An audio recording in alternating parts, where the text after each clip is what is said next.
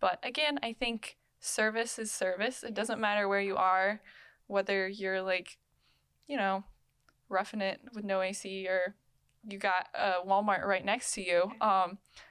It's about listening to God and being unselfish with your time and looking out for other people. And so Today I'm talking to Emily, an incredible young lady that decided to give some time to go into missions, and that became her passion. It changed her life, and she brought that back to continue serving here in the US. So with you, Emily.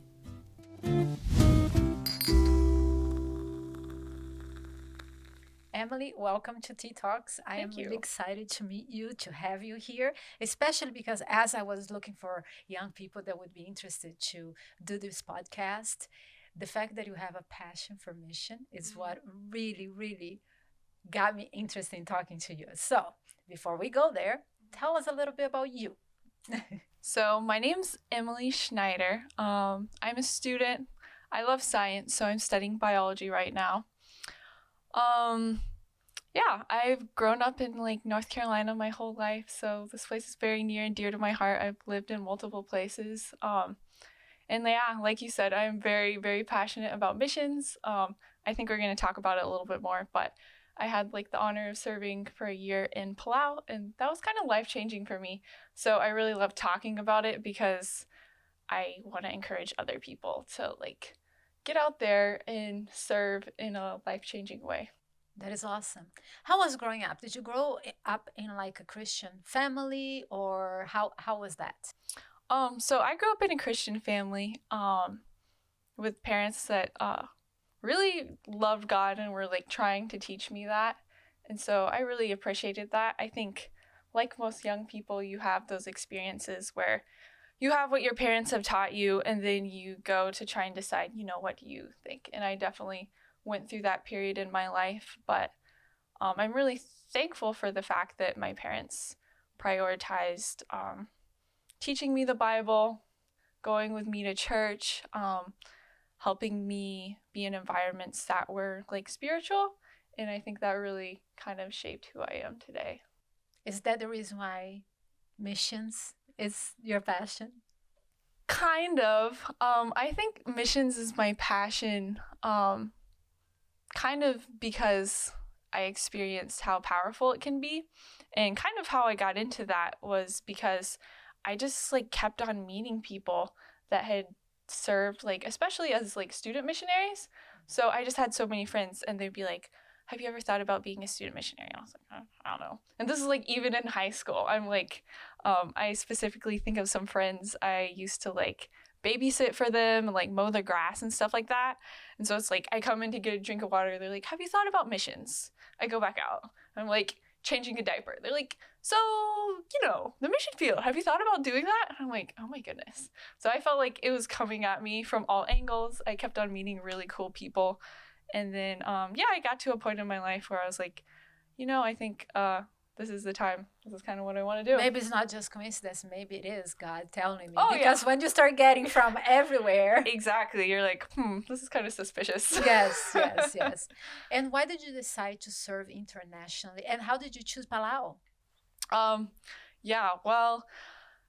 So I started college. I think if I explain this will give a little more context. I started college. I was studying biology, which I'm still doing, but I was taking a lot of science classes, and I kind of went into college not really knowing what I was doing.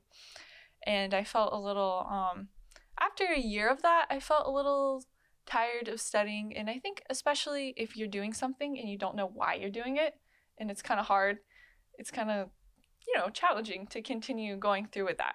And so I was just kind of a little bit tired of school, and I think God used that in a way. And so I had a lot of friends that were like, next year we're going to do a missions year. I was like, okay, like maybe I should do that too. So I had a lot of friends that were like talking about it.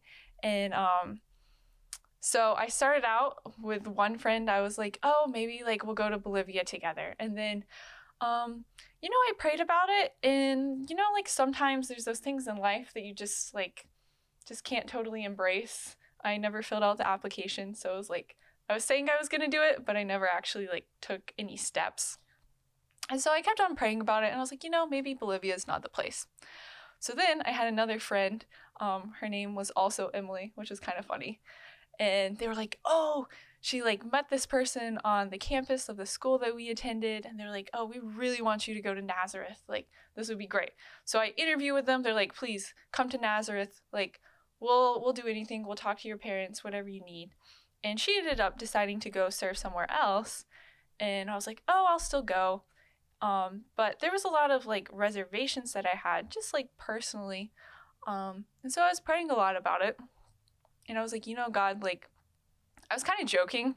I was like, I'll go to Nazareth if like I see it written in the sky. And I was joking, but I was also kind of like, God, I'm not really joking. Like, I really want to see something from you because I know this is going to be challenging. I want something to confirm really yes, from God. Yeah, really clear direction so that I know when I'm in the middle of it, I can look back on that and be like, hey, I really know that God wanted me here. And so then I was just me praying for a while, and I really never heard anything, and that was kind of interesting for me. I was also praying for like really strong direction in other areas of my life, and I reached the point where it was kind of like it was almost like maybe the sign is no sign, when you're looking for like such clear direction in such like a strong and miraculous moment. And God can do that, but I wasn't seeing it. So I was like, maybe it's time to think about something else. And I really love kids. So I had a really strong desire to teach. And there's a lot of schools in the islands that desperately need teachers that are mainly staffed by volunteers who are usually students that come there for a year, go back. And so I just had a desire to teach for a year. So I put in my application. I applied to like all these different islands. I'm like, they're all islands. I don't really know. I've never been to them. And I had a friend who was going to Palau. So I decided, her name was also Emily. Yeah. And so then I decided, hey, why not go there with someone I know versus just like going just totally on my own. And that ended up being one of like the best decisions ever. So it was just kind of like this slow string of decisions that led me to going to Palau. So yeah, that's how I ended up there. I love that because it was very similar to me becoming a pastor. Like really? Never thought about becoming a pastor, and things start happening just led that way. Yeah. Now tell me, you're in Palau. Mm-hmm. What is the daily life of getting out of your own country, your family, being your comfort zone? Now you're in a completely different country. What is the daily life? What were the things that, okay, I imagined it was going to be like this, and things are like, this is not what I expected. Well, so the first thing that I remember noticing that was different is just, it's an island and it's hot. I remember getting off the airplane and just being like hit with like a wave of like humidity. It's not even that it's warm, it's just like so moist and just like, yeah. I served in the Amazon. I know exactly what you're talking about. Exactly. And you're so used to like, at least where I live here, North Carolina, you retreat to AC so quickly from being outside. And then it's like you're just out there. And they did have AC in buildings there. So you still got to go in AC. But it's not as common as it is here. Yeah. And it's like you're just living and sweat's rolling down your back. And that's just how it is. So I remember that was one of the things that just stuck out to me in my mind. So I was a teacher. So I taught third grade. So every morning, the bus that took me to school left at 6:30. So I would wake up around 5-ish, eat breakfast. Something that was really special is I kind of struggled to have a consistent devotional life up to this point in my life, but everyone encouraged me so much. They're like, it's a time when you're making like new habits because everything's new. So they're like, the habits that you want to make, like really think about those. And so I was like, I really do want to spend really quality time with God. And so that was really important to me. Every morning I would go out, the sun would already be out, and I'd like have some really good devotional time. Get on the bus at 6:30. We would have like a meeting at 7:30, And then, yeah, you're just like teaching all day. I taught like Bible, English, math, science, social studies, you name it. PE in a skirt. That was interesting. Yeah, so just taught it all. And then I'd probably come back to my apartment where I lived with 7 other girls, fellow teachers. How was that? You know, it was really fun. And I've heard some horror stories. But I think we really worked hard to kind of keep it a good place. You guys made it work. Yeah. Like, I think it took some intentionality, but we worked hard to try to, like, communicate with each other, like, organize cleaning things. A lot of times, cleaning issues, like, can tear apart a whole apartment. But, yeah, it was really fun. We would, like, cook together sometimes, hang out, watch TV shows together. Like, we had a good time. Yeah. What do you think was, like, your favorite moment? My favorite moment? Something that got stuck in your memory. Something that got stuck in my memory. I think I really enjoyed spending time with my students. I think maybe like doing Bible class with them and like talking about Bible stories, and a lot of them just like seeing them hear these stories for the first time. Just like the fresh eyes and reactions that they had to stuff that for me I had heard many times was just like really cool to see. And also I loved like recess. A lot of times I'd be tired and I just like sit on the bench and just let them play. But every once in a while I go like try to play a game with them and stuff like that, and they loved it so much. And so I would say that's one of my favorite memories. The bonding moment. Yeah, I love that. How about that moment that was like the greatest challenge? Oh my goodness, the greatest challenge. Yeah, I would say a lot of people talk about feeling homesick. I definitely did miss home, but for me that wasn't like an overwhelming struggle in my mind. But what I did really struggle with is teaching, to be honest. So they talk about teaching, and I thought teaching was just like, oh, you teach them how to multiply.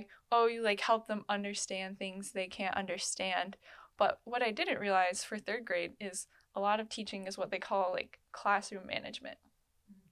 So it's like organizing your classroom, where they stand, where they sit, just keep dealing with behavior, teaching them to be nice to each other, to be respectful to each other, keeping them on task. And so I went into the school year as someone who's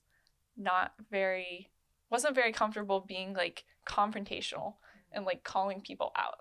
And that's basically what you have to do. Because if they do something wrong, you can't just like let it slide. You have to go talk to them and deal with the situation.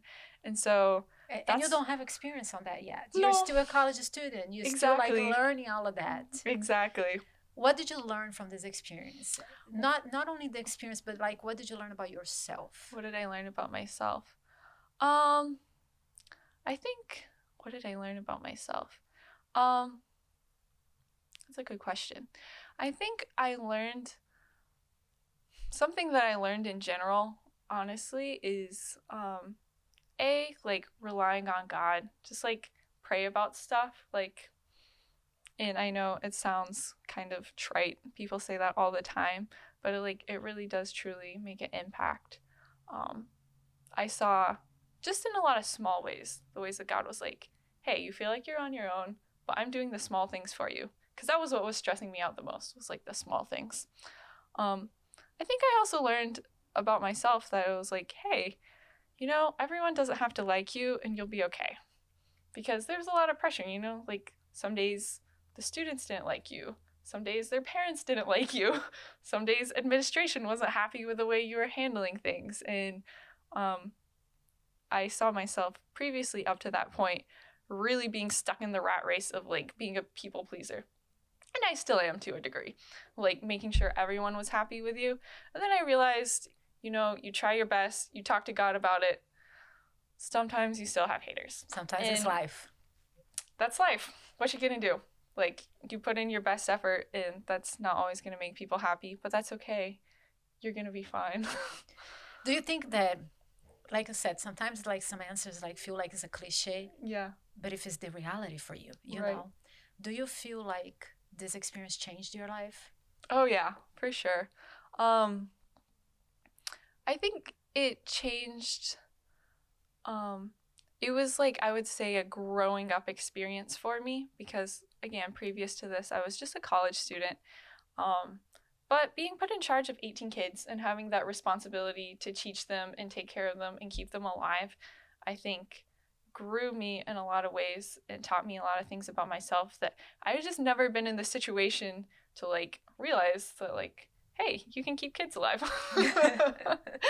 So, yeah, I think it changed me in that way, and it also changed me um, just by taking me out of my comfort zone. I think a lot of times when we're in comfortable situations, we know what to expect. We have people around us, we have resources. It's kind of easy to take God maybe a little less seriously. Not that you like have forgotten about him, but you're like, I have all these ways to fix things before I go to God. And I felt like in those situations in my time in Palau, I had a lot less resources, and it made me realize how much I needed God, and how much I needed God even back home in situations where I still didn't have all those resources. It just taught me the importance of going to him first. We have this illusion that we have everything under control. Yeah, it's really not true. No, it's not true. But we love that. We hang on to it so tightly. Exactly. How was the experience with church here and there? Here and there. I remember going to the church there. So there's a big church in Koror, which is the capital city, and it really shockingly reminded me of the church that I grew up in.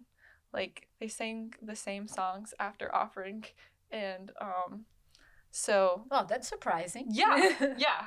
Like, I had been going to churches maybe when I was like in college that were a little different in style from the church that I grew up in. And then I get there and I'm like, it feels like the church that I grew up in when I was like a young kid. Was that a positive experience? Because sometimes the church we grew up in is not always like the home feeling, right? Know? So how was that? I think maybe some of the things like there's some things like if I were to create a perfect church for Emily, which is very consumer minded, maybe I would do things differently. But what I recognized about that church that was similar to the church that I grew up in is it was very close knit. There was a lot of there's actually mainly a lot of like older people in the church, but they were like very welcoming and very like open, and I thought that was cool. I appreciated the community. Yeah. What are some misconceptions that people have in regarding to missions? Okay, I've been thinking about this. I have a couple. I think the first is I remember looking at people who had served as missionaries and thinking like, wow, they're like perfect, or like they're like the best Christians of all time, you know? Like no problems, like they've met the Lord, they made it. And I think yes, these people a lot of times really do have incredible experiences with the Lord. But let's remember, they're all still humans, and we're all just followers of Christ, you know? Yeah. And I think sometimes if you've gone out to serve, or if you know someone who's gone out to serve as a missionary, they kind of get held up to this, like, standard a little higher than other people. And I think sometimes it is true. Like, they're truly exemplary, good people. But, again, they're just human, and so... I think that's something. Missionaries are just people too. Yeah. Yeah, I think I completely agree with you because first of all, I was a missionary before. Yeah. And I always had this idea that volunteers and missionaries, they're these angels, you know, the halos, right? And then you start meeting people, no, they're just normal people that decided to volunteer. Exactly. And they have their flaws and they have their good things and they're there to learn too. Exactly. Same as a pastor, by the way. Exactly. No, it's so true. So true. Yeah. I think when I went out to serve, I had this idea that like my existence would be like fundamentally different now that I was in the mission field. Like it would just be like so spiritual, like all the time. Like you wake up again with a halo on your head, like, ah. And that's when I truly realized like I think serving God, listening to him is an everyday choice, you know. Life kind of, even though you're in different surroundings, different circumstances, maybe different language, different culture, no AC, maybe yes AC, um, life doesn't feel like different in the way that you live it, kind of. But it's like every day, am I going to have a good attitude? Am I not? Am I deciding to listen to God and where he's leading today or not? And so I was like, it's kind of just life, more life. I think it's a crash course of things that you could learn in 10 years. You kind of learn in a very short period. I served for like 7 months. It was not even a year. And it changed my life completely. I can tell you before and after missions, you know, because everything is intense. You're learning everything, you know. It's so funny because I served in my own country. I'm from Brazil and I served in the Amazon in Brazil. But I am from the very south of Brazil. The north of Brazil is like a different country. It's a completely different culture from what I grew up. And everything was so intense that, yeah, it made me learn to depend on God and to like expedite those things, like you said, like developing a relationship with God and everything. For a young person who is like, I'm still trying to figure out my purpose in life, do you recommend mission? I really do actually. Yeah, I think there's a lot of good opportunities, especially if you've specifically reached a place where you're like, I don't know what to do for a career. Um, there's a lot of different opportunities to do a lot of different things, and even if they're not in line with exactly what you want to do for a career, I think you can learn skills that will help you in whatever you end up choosing to do for the rest of your life. And I think when you don't know what to do, the practice of just going out and really trying to listen to what God wants you to do and just dedicate your time to him will pay you back, you know? Like that time is not lost or wasted. I've seen so many people, I have so many friends that did missions and came back sometimes with specific goals in mind, but maybe more of just like a better framework for how to live their life or navigate the questions that they still didn't have answers to. Sometimes the mission, it may not even be in your profession. Yeah. It just may be that time with God, that experience coming out of your comfort zone that makes you clear your mind to know what you wanted to do. Yeah. Do you have, I know that's not your work, but do you have information like if a young person is looking for a place to serve, they want to be a missionary, where can they find this information? Yes. Okay. I am very ready for this. So, after I returned from my missions year, I actually worked in the missions department at the university that I attend. So I think a lot of times if you attend a Christian university, they might have a missions department. Yeah, and if they do, that's a great way for you to have resources, including training and stuff like that for you to go. However, I don't want people who don't attend a university to think that they don't have the opportunity to serve. There's a lot of really great ways. I went through an organization called He Said Go, and so they have opportunities. Pastor Casey? Yeah, He Said Go, Pastor Casey. She's the one coordinating that. Oh yeah, she's my friend. There we go. Okay, that's perfect. Yeah, so He Said Go is a great organization that sends people to like the schools in the islands where I serve that really need teachers. They also have a lot of opportunities in the United States, which are really important. And like you were saying, like you being a missionary in your own country, sometimes that gets a little bit of flack from people who don't kind of understand what's going on. But again, I think service is service. It doesn't matter where you are, whether you're like, roughing it with no AC or you got a Walmart right next to you.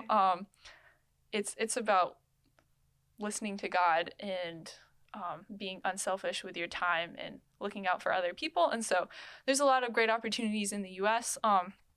More internationally, there's also an organization called Vivid Faith. If you just like Google that, they have opportunities all around the world for people to serve. And there's many other organizations that are looking for students that are willing to train them. And so don't feel like if you don't go to a university that has a program, you're not able to serve.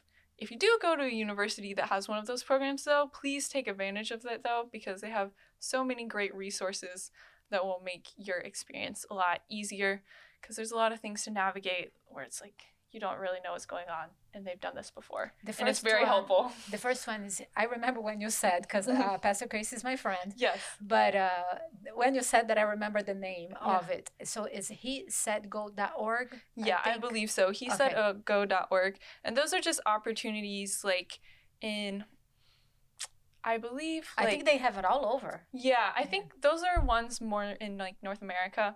So it's going to be North America, and also includes like the islands.